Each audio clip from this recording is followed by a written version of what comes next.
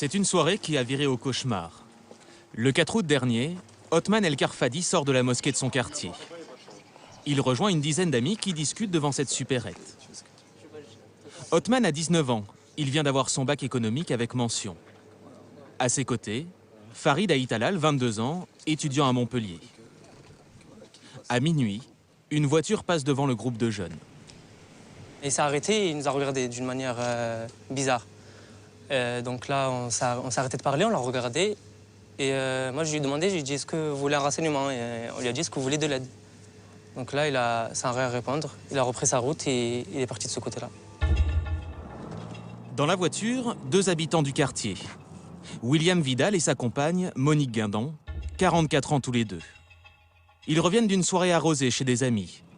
Lui a 1,8 g d'alcool dans le sang, elle 0,8.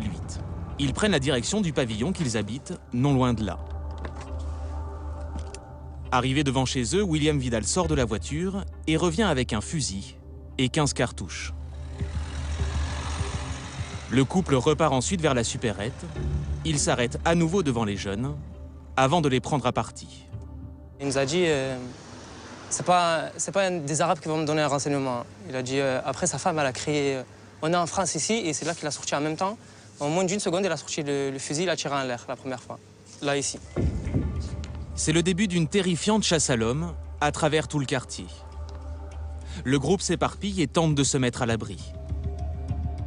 L'arme de William Vidal, c'est un fusil de chasse pour gros gibier, calibre 22. Une arme qui potentiellement peut tuer un homme. Pendant 45 minutes, le couple va sillonner les rues du quartier à la recherche des jeunes. Quand William Vidal aperçoit l'un d'entre eux, il n'hésite pas à faire feu. Je voyais mes collègues courir là-bas, ils commençaient à tirer vers là-bas, il est visé. Donc après, il s'est retourné peut-être pour voir s'il y avait du monde ici. Et là, je crois qu'il m'a vu et j'étais ici. Donc là, il me pointe comme ça de loin. Je me suis mis comme ça, là. J'ai regardé. Et donc de là, peut-être j'étais trop loin pour lui. Il s'est redirigé vers sa voiture, il est remonté. On est parti en courant ici, dans cette ruelle. Et là, il nous a suivis, il nous a vus. Les deux jeunes échappent de justesse à la traque en se cachant dans ce jardin privé. Il s'est dit, voilà, il faut que j'en ai un gros. Il partait, il revenait, et voilà, il voulait nous tuer. L'homme tire en tout 8 cartouches. L'un des jeunes est blessé, au dos et à la jambe.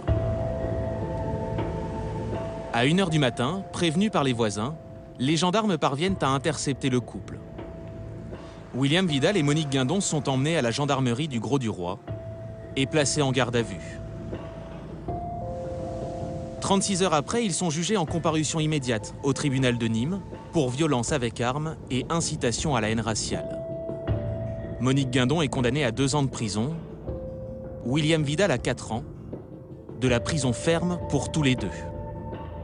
Ils sont immédiatement placés en détention.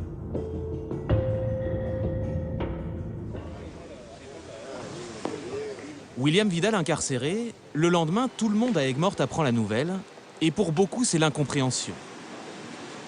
L'homme est un enfant du village. Il était employé au cimetière de la commune depuis 20 ans et le soir, il avait l'habitude de venir jouer aux boules, ici avec ses amis. Il était très estimé de tout le monde. C'est quelqu'un qui passait dans la rue fièrement et qui était salué par tout le monde. Il n'avait rien à se reprocher, vraiment. Il donnerait son bras, sa main, sa maison, sa voiture à qui on aurait besoin.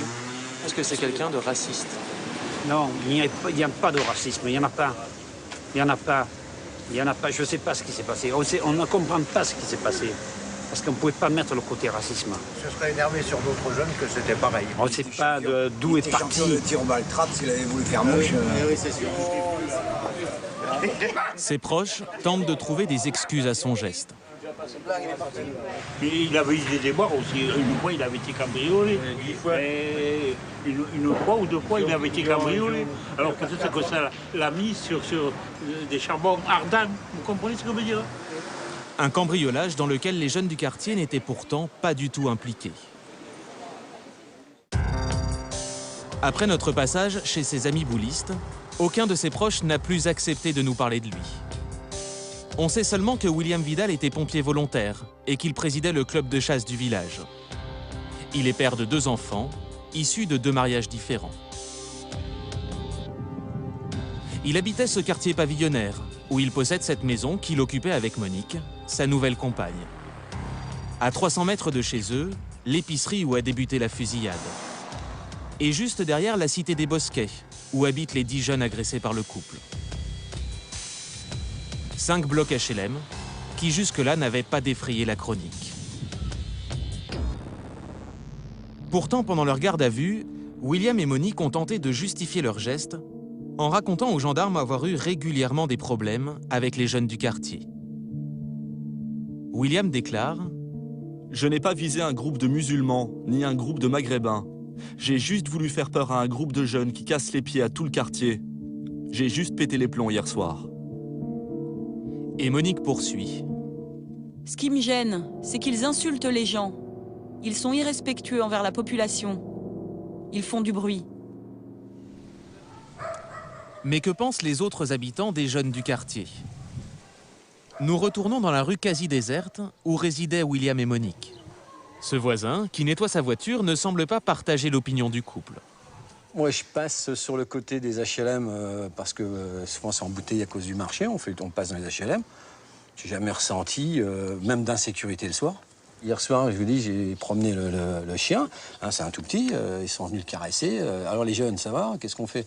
Bon, on discute. Et puis j'étais assis sur le mur, ils discutaient. Il y avait 2 filles, 3 garçons. Non, il fait bon vivre, hein, rassurez-vous, sinon j'y serais pas resté. Nous avons interrogé plusieurs autres habitants du quartier. Aucun n'a mentionné de tension avec les jeunes. Aigues-Mortes aurait donc tout d'une ville calme.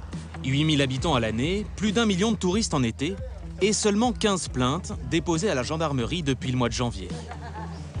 Aux dernières législatives, c'est un député Front National qui a été élu. Le maire de la ville, lui, est socialiste. Il a refusé de répondre à nos questions sur les relations entre certains habitants de souche et la petite communauté d'origine maghrébine. Un sentiment de malaise, renforcé par 2 pétitions lancées quelques jours après les faits. Elle plaide la cause des agresseurs, évoquant les faits d'armes du pompier volontaire. Il a reçu la médaille communale et a notamment sauvé un enfant de la noyade. Nous ne croyons pas William Vidal raciste. Nous affirmons donc par cette pétition que William et Monique ne méritent pas cette peine. Plus de 1000 personnes ont signé ces pétitions, ajoutant parfois de petits commentaires. Il n'a tué personne, peine trop lourde. Il n'y a plus de justice pour les Français. Honte à la France. De leur côté, les jeunes eux aussi ont réagi. Redouane fait partie du groupe qui a été pris pour cible. À 28 ans, il tente une carrière dans le rap. Pour raconter ce qu'il a vécu, il a écrit une chanson qu'il a mise en ligne sur Internet. Soudain sur le chemin, on s'imaginait même pas tomber sur un taré, calé, craqué, qui aurait fait une tuerie au beau milieu de la nuit et qu'on finirait aux annales. Bref, pour certains, ça reste banal. Direction la canne. Une chanson qui a fait l'objet d'une avalanche de commentaires anonymes, cette fois ouvertement racistes. Wiheb, un ami étudiant, les a enregistrés sur son ordinateur. Voilà. Alors celui-là, franchement, il m'a... Alors, qui sème le vent récolte la tempête, vous faites les victimes alors que vous êtes les responsables. Les Arabes sont des voleurs et des feignants qui ne méritent pas de vivre sur notre territoire.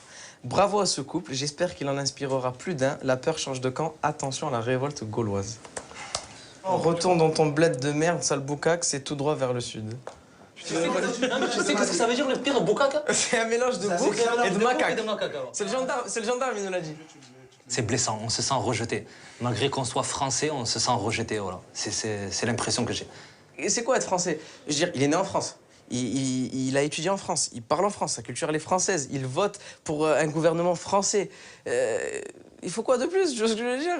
On est français avant tout, on est les enfants de la République. Aujourd'hui, Redouane a décidé de riposter une nouvelle fois aux insultes, avec une seconde chanson. Je suis né sur le sol du coq, français pur et dur et sûr, d'origine maghrébine, d'une culture écrite à l'encre de Chine sur un 16 mesures. Où les William Vidal et Monique Guindon, de leur côté, ont décidé de ne pas faire appel de leur condamnation. L'histoire a été écrite à dévoiler la haine de certains enfouis au fond d'eux.